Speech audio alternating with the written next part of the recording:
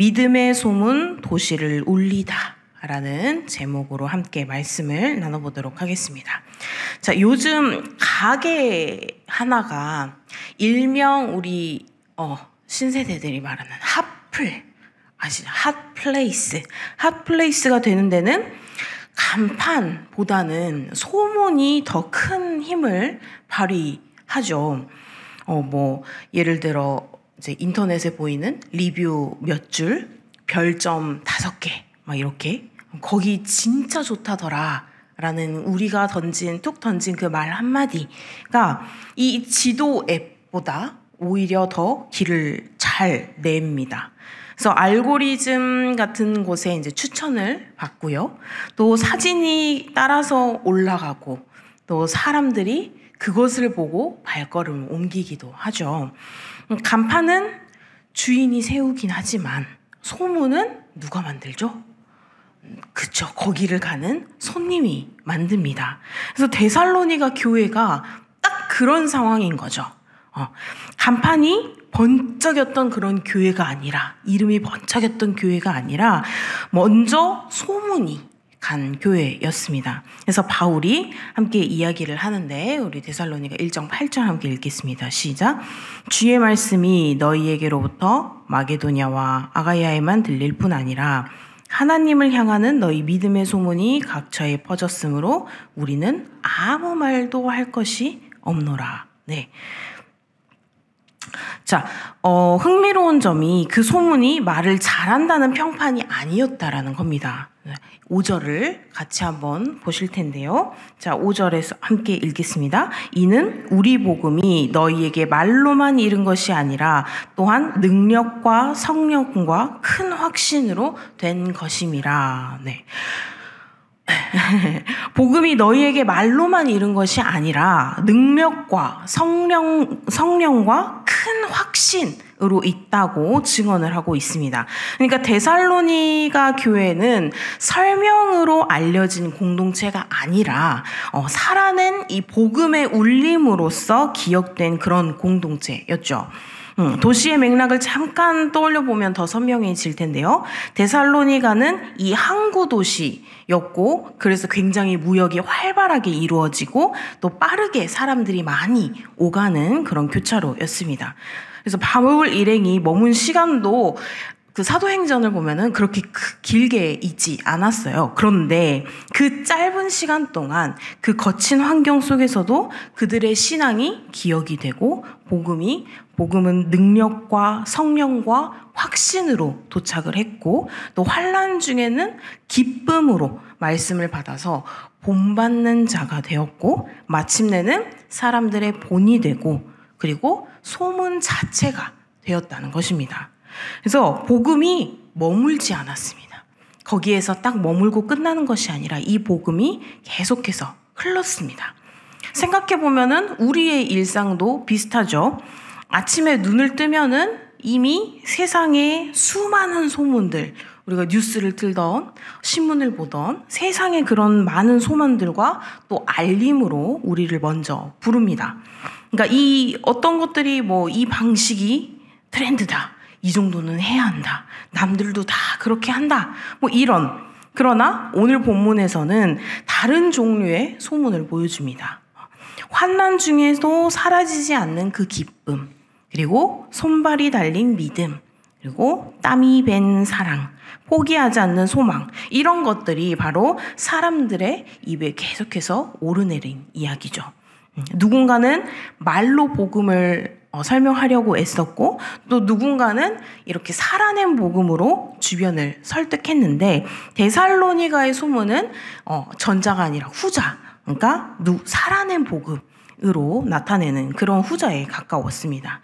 그래서 바울의 이 감사문 속에 박혀있는 세 단어, 믿음의 역사, 사랑의 수고, 소망의 인내. 자, 이 세 단어는 교회의 시간을 움직이는, 우리가 엔진을 작동하는 어떤 것들을 큰 것들을 움직이면 엔진이 작동을 해야 되죠. 그런 것처럼 이 딱 그 가운데 딱 중심을 잡고 있는 그런 내부 엔진처럼 보이고 있습니다. 그리고 말뿐 아니라 이 능력과 성령과 큰 확신은 바로 복음이 사람의 언어를 넘어서 하나님의 현존으로 다가왔음을 말해주고 있습니다. 그래서 그 결과 그 많은 환난 가운데서도 성령의 기쁨으로 말씀을 받아서 본받고 곧 사람들의 본이 되었죠. 그리고 마지막 장면이 더 압권인데 이 믿음의 소문, 그러니까 설명보다 더 먼저 앞서는 이야기, 누군가가 묻기도 전에 먼저 들려오는 이야기, 그 공동체 뭔가 다른 것 같아. 그 사람들 힘든데 웃는다? 이상하지.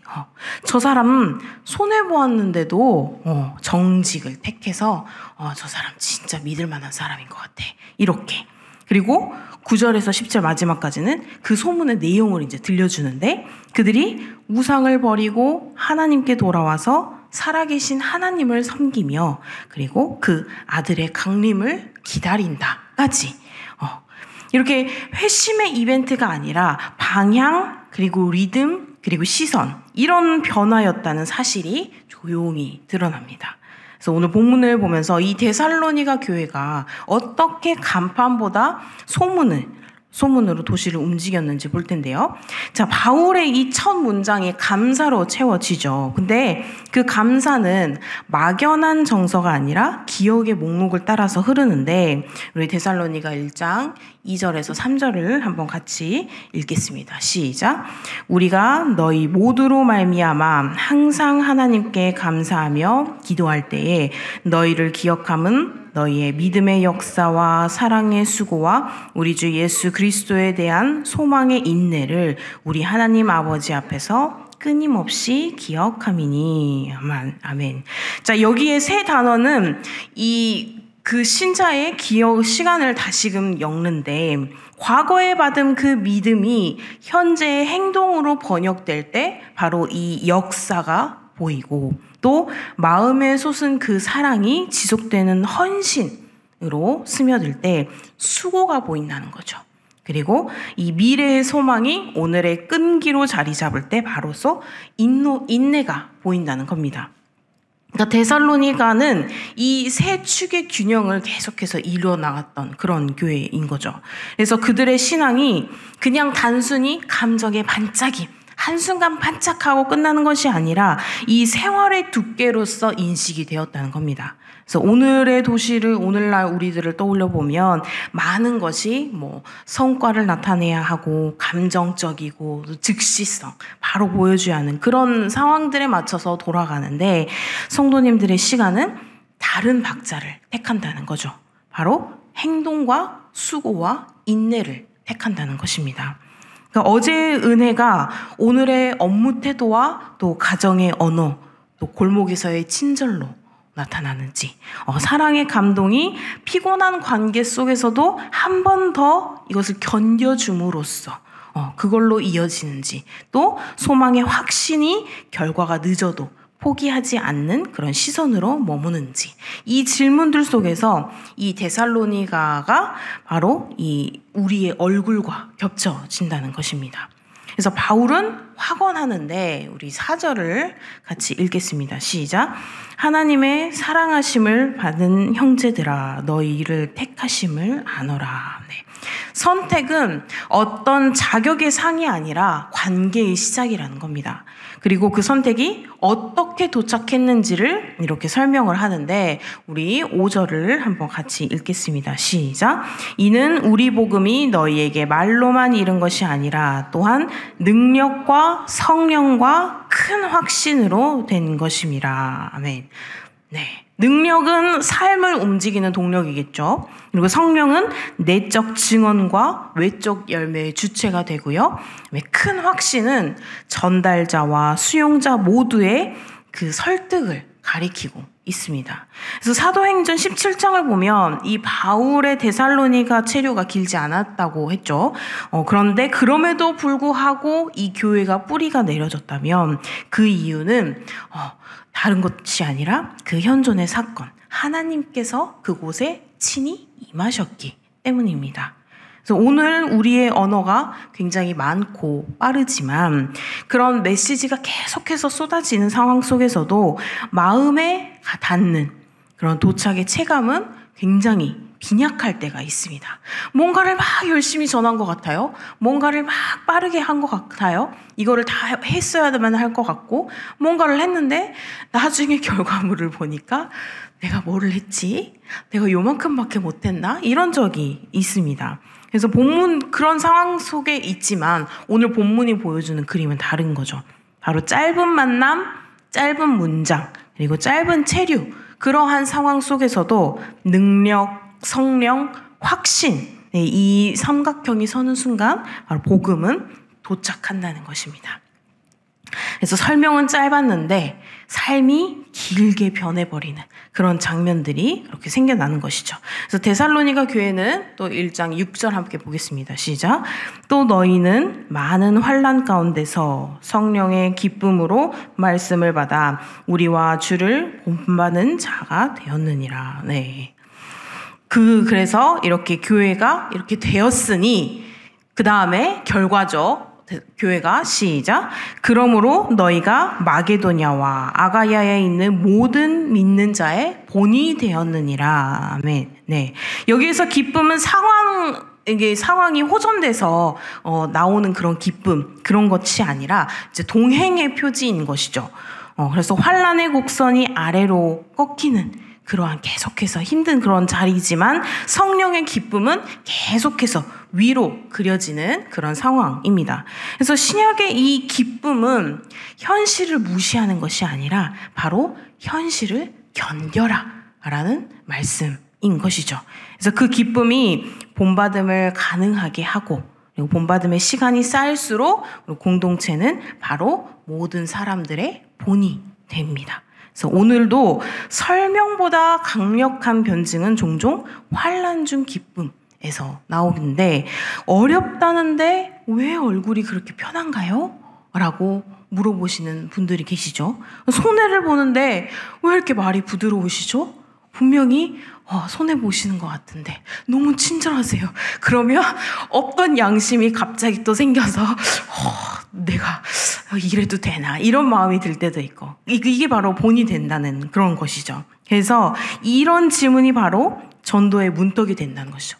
우리에게 그런 거를 누군가가 물어봤어요. 너무 힘든 것 같은데 왜 웃으시죠? 뭔가 지금 뭔가 손해를 보시는 것 같은데 왜 이렇게 말씀이 평안하시지? 왜 이렇게 말씀이 친절하시지? 그런 거를 우리한테 물어봤을 때 우리는 그것을 바로 전도를 할 수 있는 가장 강력한 기회의 때가 된다는 것입니다. 그래서 데살로니가의 기쁨은 그렇게 사람들이 따라하고 싶은 삶으로 보였고 그래서 그들은 배우는 자에서 이제는 배우게 하는 자로 옮겨갔습니다. 그래서 우리가 데살로니가 8절 같이 보겠습니다. 시작. 주의 말씀이 너희에게로부터 마게도냐와 아가야에만 들릴 뿐 아니라 하나님을 향하는 너희 믿음의 소문이 각처에 퍼졌으므로 우리는 아무 말도 할 것이 없노라. 아멘. 울려 퍼지다, 그러니까 메아리 치다. 이것은 복음의 확성기만으로 멀리 가지 않습니다. 바로 우리가 너무나 잘 알고 있는 소리를 낼 때 이 소리가 넓게 퍼지려면 공명판이라는 게 필요하겠죠. 이렇게 딱 소리가 옆에서 부딪히고 그런 것들이 필요하다는 거죠. 그러니까 교회가 바로 그런 그 공명판이라는 겁니다. 바울이 그래서 눈여겨봅니다. 우리에게서가 아니라 바로 너희에게로부터 퍼져나갔다라고 이야기를 합니다. 그러니까 사도팀의 카리스마보다 이 평신도의 공동체의 일상이 바로 이 메아리를 만들었다라고 이야기를 하는 것이죠. 그래서 오늘의 이 도시에서 소문은 굉장히 빠르게 퍼집니다. 근데 오래가는 소문이 생각보다 단순해요. 별거 없어요. 그냥 그 공동체 힘들어도 서로 떠받치더라. 서로 도와주고 그리고 그 사람이 이익보다는 정직을 택하더라. 그냥 이런 거 너무 간단한 것들. 그래서 이런 소문은 그 어떤 것보다 뭐 뉴스의 헤드라인에 뜨는 것보다 오히려 더 길게 남죠. 그래서 이 바울은 우리가 말할 것이 없노라라고 고백을 합니다. 그러니까 말보다 삶이 더 앞서는 순간, 바로 이것이 교회의 가장 아름다운 순간이 아닐까 싶습니다. 자, 그리고 데살로니가전서 오늘 말씀 9절 10절을 같이 한번 읽겠습니다. 시작. 그들이 우리에 대하여 스스로 말하기를 우리가 어떻게 너희 가운데에 들어갔는지와 너희가 어떻게 우상을 버리고 하나님께로 돌아와서 살아계시고 참되신 하나님을 섬기는지와 또 죽은 자들 가운데서 다시 살리신 그의 아들이 하늘로부터 강림하실 것을 너희가 어떻게 기다리는지를 말하니 이는 장래의 노하심에서 우리를 건지시는 예수시니라. 아멘. 네, 데살로니가의 이 회심은 돌아섬, 그리고 섬김, 그리고 기다림, 이 세 동사로 요약이 됩니다. 돌아섬은 우상에서부터 하나님께로의 방향 전환을 이야기하죠. 그래서 우상이 단지 조형물이 아니라 이것만 가지면 산다라고 속삭이는 그 모든 궁극의 대체물들. 그러니까 우리가 평소 일상 속에서도 우리가 우상으로 섬길 수 있는 그 모든 것들, 그것을 얘기를 하죠. 그런데 이것이 방향이 바뀌면 나침반이 바뀌겠죠. 이 나침반이 바뀌면 우리의 길이 달라진다는 것입니다. 그리고 두 번째로 섬김. 이 섬기다는 예배하다와 겹치죠. 그래서 믿음이 예전과 봉사의 리듬으로 굳어질 때 신앙이 계속해서 지속 가능해진다는 겁니다. 일상의 그런 작은 선택들 하나하나가 바로 작은 예배가 된다는 것이죠. 그리고 마지막으로 기다림.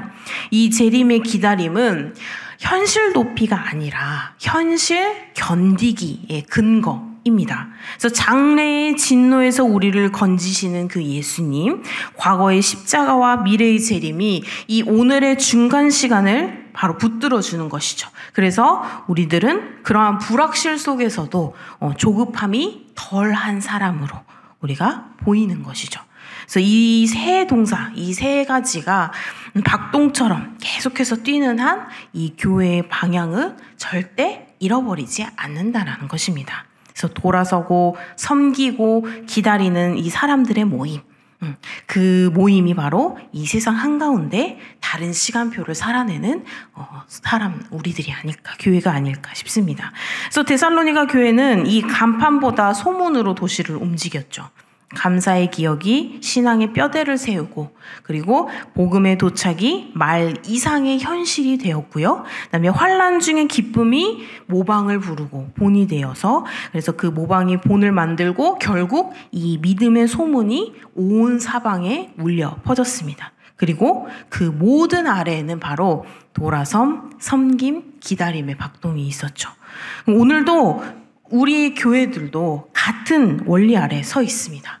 말은 간단했는데 능력과 성령과 확신이 느껴지는 그 순간들이 생겨나는지, 환난 속에서도 성령의 기쁨이라는 그런 표정이 남는지, 또 작은 성실과 작은 정직이 공명판을 만들어서 좋은 소문으로 번져가는지, 또 방향이 바뀐 그 증거가 섬김의 루틴과 기다림의 시선으로 드러나는지, 이런 장면들이 조용히 쌓일 때 바로 이 데살로니가 교회, 데살로니가의 초상화가 오늘의 우리를 닮아가는 것이죠.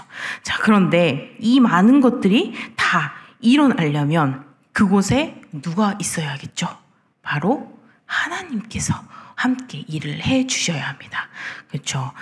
이 모든 것은 하나님께서 우리와 함께 해 주심으로써 우리가 일어날 수 있고, 우리가 견딜 수 있고, 우리가 함께 삶 속에서 이어나갈 수 있으며, 그것이 공명판을 만들어서 이 세상에 울리게 되는 그러한 것들입니다. 그래서 이 프로그램 이전에 이것은 우리는 공명의 공동체다. 하나님 안에 있는 공명의 공동체입니다. 그래서 한 사람의 기쁨이 옆 사람의 용기를 함께 깨우고, 그리고 한 가정의 성실이 다른 가정의 소망을 일으킬 때 이 복음은 지도위가 아니라 관계의 결을 따라서 확장되는 것이죠. 그래서 이 공명의 바탕에는 바로 현존하시는 주님이 계신다는 것을 우리가 잊지 않으셨으면 좋겠습니다. 그래서 이런 느린 기록들이 쌓일수록 공동체의 이름 앞에는 자연스럽게 믿음의 소문이 따라가게 될 것입니다. 그러니까 이제는 데살로니가 교회가 그렇게 했으니 이제는 우리의 차례겠죠. 우리가 어제의 감사가 오늘의 실천으로 이어지고 또 환난 중에 기쁨이 따라가고 그런 환난 중에 기쁨이 따라가는 그런 표정이 되고 그리고 돌아섬, 섬김, 기다림의 리듬이 이 각자의 자리에서 찾아들지 않고 계속될 때 이 데살로니가의 교회가 닮아가는 그런 우리가 되고 그래서 오늘 우리 안에 시작된 이 작은 울림이 가정과 일터와 도시의 그 골목 사이사이까지 번져서 믿음의 소문이 되기를 그래서 아름다운 공명판이 되는 교회가 되기를 주님의 이름으로 소망합니다. 기도하시겠습니다. 사랑과 은혜가 풍성하신 하나님 아버지, 오늘의 말씀으로 우리를 또한 깨워주시며 감사드립니다. 주님, 우리의 믿음이 역사로 또 사랑이 수고로 소망이 인내로 드러나게 하여 주시옵소서. 복음이 말로만이 아니라 능력과 성령과 큰 확신으로 우리에게 도착해서 환난 속에서도 그 성령의 기쁨을 잃지 않는 그런 많은 사람들의 본이 되게 하여 주시옵소서. 우상에서 돌이켜 살아계신 하나님을 섬기며 다시 오실 주님을 기다리는 그런 교회로 살게 하여 주시옵시고 우리의 그 작은 섬김이 우리의 작은 성실이 믿음의 소문이 되어서 우리 믿음의 그 공명판이 되어서 도시 곳곳에 울리게 하여 주시옵소서. 오늘 하루도 온전히 주님께 맡겨드리오니 오늘 하루도 많은 사람들의 본이 되는 믿음의 본이 되는 우리가 될 수 있도록 인도하여 주시옵소서. 감사드리며 예수님의 이름으로 기도드립니다. 아멘.